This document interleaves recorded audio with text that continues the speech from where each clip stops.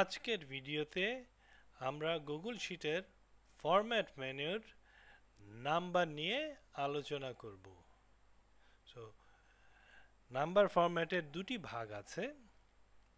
একটি হলো গিয়ে ডিফল্ট নাম্বার ফরম্যাট, অন্যটি হলো গিয়ে এই যে custom number format. Default number ফরম্যাটে এই যে 7টা গুগল শিট 7টা প্রোভাইড করে রেখেছে। এর বাইরে অন্য কোনো ফরম্যাট আপনার দরকার হলে আপনাকে এই কাস্টম ফরম্যাটে যেতে হবে। এই যেগুলা দেখছেন এগুলি কাস্টম ফরম্যাটের কিছু এক্সাম্পল। এই দুটি ফরম্যাট নিয়ে বেসিক আলোচনা করব, যাতে আপনারা র ডেটাকে একটা ভিজুয়ালি অ্যাপিলিং এবং ইজি টু ডাইজেস্ট কিছুতে পরিণত করতে পারেন। নাও ভিজুয়ালি অ্যাপিলিং মানে কি? ইউ সি, এই যে এই নাম্বার এখানে এটা কারেন্সি, এগুলাও কারেন্সি, এখানে সবগুলি কারেন্সি, বাট এই যে ডলার সাইন দিয়ে এটা আইডেন্টিফাই করানো, কমা দিয়ে সেপারেট করা থাউজেন্ডসে, তারপরে এই যে ফ্র্যাকশনস আছে, এখানে ফ্র্যাকশনস দেয়া, কত ডেসিমাল থাকবে, কয়টা ডেসিমাল থাকবে। এই যে এগুলো হলো গিয়ে নেগেটিভ নাম্বারস, এগুলি পজিটিভ নাম্বারস। আবার এইখানটায় পজিটিভ নাম্বারটা কালার করা। This are all visually appealing, easy to digest. কিসের জন্য? ইউসি, এই যে এইখানে দেখেন এক ডিডাকশন কলামের আন্ডারে সবই ডিডাক্টেবল, এই যে নেগেটিভ নাম্বারস, বাট এইটাই শুধু দেখাচ্ছে ব্লু কালার। এর মানে হলো গিয়ে এইটা is a positive number, so এখানে কোনো ভুল হয়ে গেছে। সো ইজিলি আপনি বের করতে পারবেন যদি আপনি আপনার নাম্বারসগুলোকে ঠিক মতো ফরম্যাট করেন। সো লেটস স্টার্ট, শুরু থেকে আমরা ডিফল্ট ফরম্যাট দিয়ে শুরু করি। সো আমরা এখন এই যে এই 7টা ডিফল্ট ফরম্যাট যেটা গুগল শিট দিয়েছে, এইটার ইউজ কিভাবে হয় এবং কি কাজ করে সেটা দেখি। আমরা এর জন্য একটা নাম্বার নেই, একটা random number, just any number. একটু বড় নিলে ভালো, যাতে থাউজেন্ডসের কমাগুলি আমরা দেখতে পারি, এবং ডেসিমালের পরে কয়েকটা ডিজিট দিয়ে রাখলাম। এগুলি আমরা ফরম্যাট করে দেখি। ফার্স্ট অপশনটা কি? Plain number. এর মানে হলো গিয়ে এই যে থাউজেন্ডের পরে থাউজেন্ডে কমা থাকবে এবং ডেসিমালের পরে 2টা ডিজিট থাকবে। সো আমাদের অরিজিনাল নাম্বার ইজ দিস। আমরা এটাকে এইখানে নিয়ে আসি, যাতে আমরা অরিজিনালটা রাখলাম, এবং এটাকে ফরম্যাট করে আমরা দেখি কি চেঞ্জেস হলো। এই যে কমা বসলো এবং একটা ডিজিট এখান থেকে চলে গেল, কারণ আমরা ডেসিমালের পরে 2টা ডিজিট দিতে বলেছি। না, 2টা ডিজিট দিতে গিয়ে তার এই লাস্ট ডিজিটটা রাউন্ড আপ করছে, অটোমেটিক রাউন্ড আপ করে এটা টু 6টাকে 7 করে দিছে। সো এইখানে যদি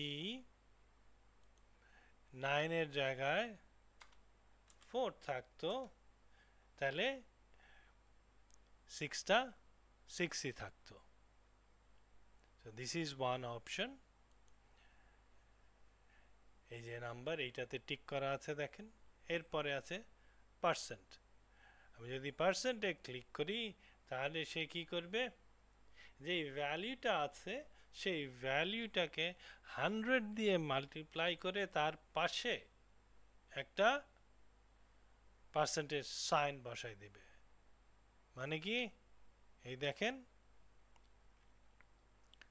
এই যে পুরো সবগুলি বসালো, 564564 0, কারণ 100 দিয়ে মাল্টিপ্লাই করলে এই ডেসিমাল প্লেসটা দুইটা ডান দিকে চলে আসবে, এই যে এখানে চলে আসলো 40 ডেসিমালের পরে দুইটা ডিজিট থাকানোর জন্য সে 4 এর পরে 0 বসিয়ে পার্সেন্টেজ করে দিছে। এইটা default way of representing percentage. আপনি যদি 5% করতে চান,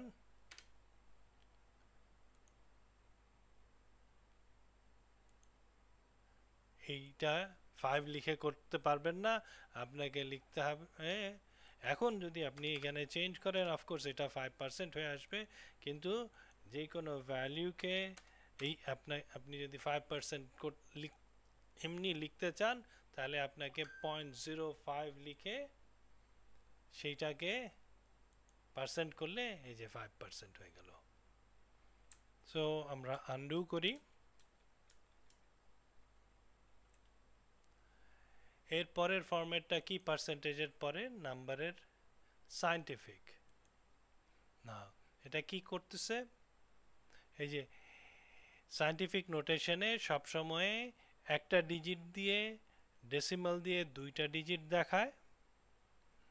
এই হলো গিয়ে 10 to the power multiplied 83.66 into, এর মানে হলো গিয়ে এইটা 3.66 ইন্টু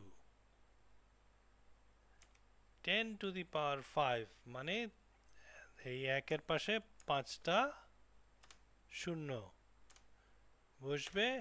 এই যে এই নাম্বারটাই এইটা, বাট এ যেহেতু এইখানটায় 3.66 দিয়ে রাখছে, আমি যদি এটাকে এইভাবে মাল্টিপ্লাই করি তাহলে এই ভ্যালুটাই আসবে, বাট অ্যাকচুয়ালি এটা যদিও এই ভ্যালু সায়েন্টিফিক নোটেশনে এইভাবে রিপ্রেজেন্ট করে। আপনি যদি এর থেকে বেশি ডেসিমাল দরকার হয় তাহলে আপনাকে কাস্টম ফরম্যাটে যেতে হবে। So this is our scientific format. এরপরের অপশন কি? অ্যাকাউন্টিং। আমি এই যে অ্যাকাউন্টিংয়ে ক্লিক করলে দুইটা ডেসিমালের পরে দুইটা ডিজিট দিয়ে দিচ্ছে এবং এই ডলার সাইনটা একেবারে লেফট মোস্ট কর্নারে নিয়ে আসছে। মাঝখানে যত বড় এই সেলটা সেই অনুযায়ী সে বাঁ দিকে সরে গেছে। এটা হলো গিয়ে আমার অ্যাকাউন্টিং। এই যে অ্যাকাউন্টিং। ফাইন্যান্সিয়ালে এক্স্যাক্টলি যদি নেগেটিভ নাম্বার হয় তাহলে ব্র্যাকেট আসবে, বা ডলার সাইনটা আসবে না। এখানেও একই ব্যাপার, এখানে যদি আমার মাইনাস সাইন হতো তাহলে এই যে ব্র্যাকেট চলে আসছে, আর এখানে যদি আমার ব্র্যাকেট মাইনাস ভ্যালু উঠাই দেই তাহলে ব্র্যাকেটটা উঠে যাবে। ফরম্যাটে আমি ফাইন্যান্সিয়ালে আসি, এর নাম্বারটা নর্মাল নাম্বারের মতো হয়ে গেল। এক্স্যাক্টলি এখানটা যদি আমি মাইনাস সাইন দেই তাহলে ব্র্যাকেট দিয়ে রিপ্রেজেন্ট করবে S A negative value.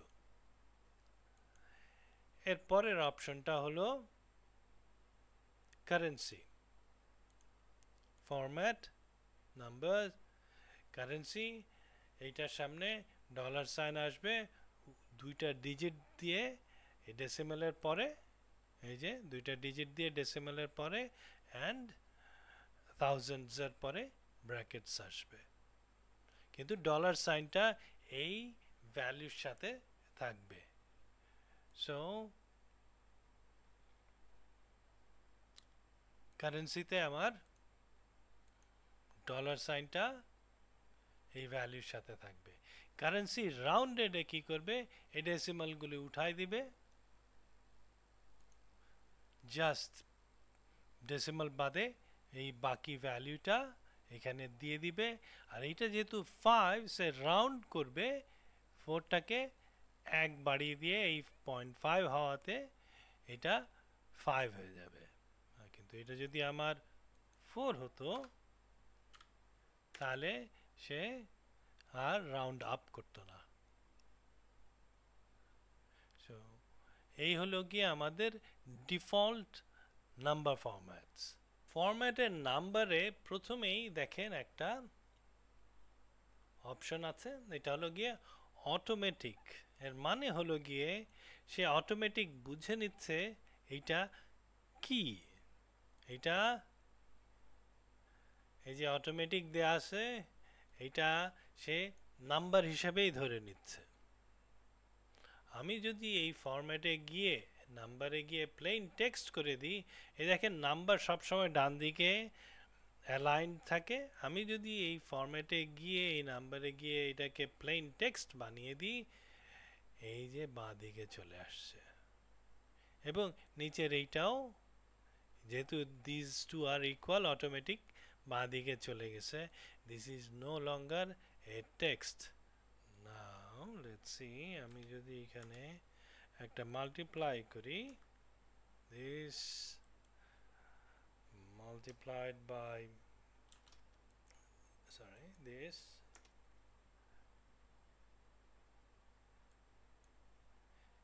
Say automatically ওই, আমি যদিও এই ভ্যালুটাকে টেক্সট বানিয়েছি, সে কিন্তু ইন্টারনালি এটাকে নাম্বার হিসাবেই ধরে রাখছে।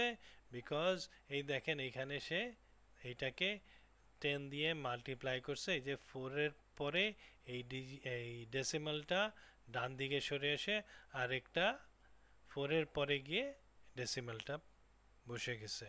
সো এটাকে নাম্বার হিসাবেই ধরে রাখতেছে, কিন্তু আমি এটাকে ফরম্যাট করে দিছি অ্যাজ প্লেন টেক্সট। সো ফরম্যাটের প্রথম এই দুইটার কাজ হলো এই। না, এতক্ষণে নিশ্চয়ই বুঝে গেছেন এই ডিফল্ট যেই ফরম্যাটগুলি আছে এগুলা দিয়ে আমাদের খুব একটা বেশি দূর এগোনো যাবে না।